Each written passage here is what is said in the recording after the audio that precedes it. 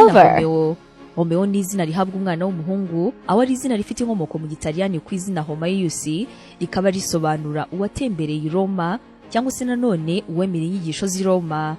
Romeo ni umuntu uhora wishimye kandi usabana mu buryo butuje adakabya, ni umuntu wuzuye amarangamutima ariko uzi kuyagenzura kandi ibyo bigatuma akundwa cyane.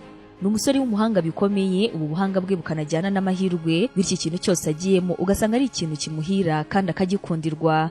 Ni umunyamwete kandi uzi gushakisha igisubizo kuri buri kibazo cyose agezemo, nta kintu ahura nacyo undi kirangiza kimuca intege zose ntabashe kugikemura. Ni umusore ugira umutima mwiza, wanga kubona abababaye, ku buryo niyo ababonye usanga ikibazo yakigize icye akanagerageza kugikemura. Mu buzima bwe aba yumva no ku nshuti bisanzwe yasezerana nazo ko batazigira bababazanya kandi bikazagenda uko. Ni umusore w'umunyabugeni ukunda kwiga no kunguka ibintu bishya mu buzima bwe, ku buryo umunsi ushize nta kintu yize aba yumva ari umunsi upfuye ubusa, ku buryo agerageza uko abashije akiyumvisha yuko hari ikintu yakoresheje uwo munsi. Romeo akunda ibintu byose bijyanye n'imirimo y'amaboko nko gushushanya, gusiga amarangi, akanagira impano zitandukanye nyinshi ku buryo usanga nta na kimwe atakora. Mu rukundo, Romeo ubuzima bw'urukundo kuri we busobanuye byinshi cyane, kuko ni umuntu ukundana by'ukuri kandi ugirira ishyari uwo bakundana, akamurwanirira ishyaka ndetse akamufuhira bikabije.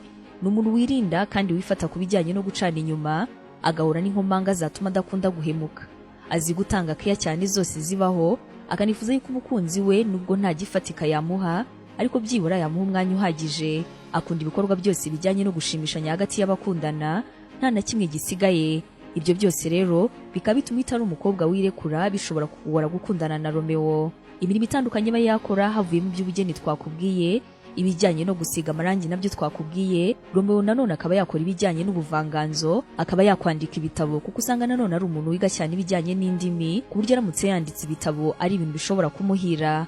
Ubukerarugendo nabwo ariko cyane cyane ubushingiye ku muco, Romeo nabwo akaba yabukora neza cyane.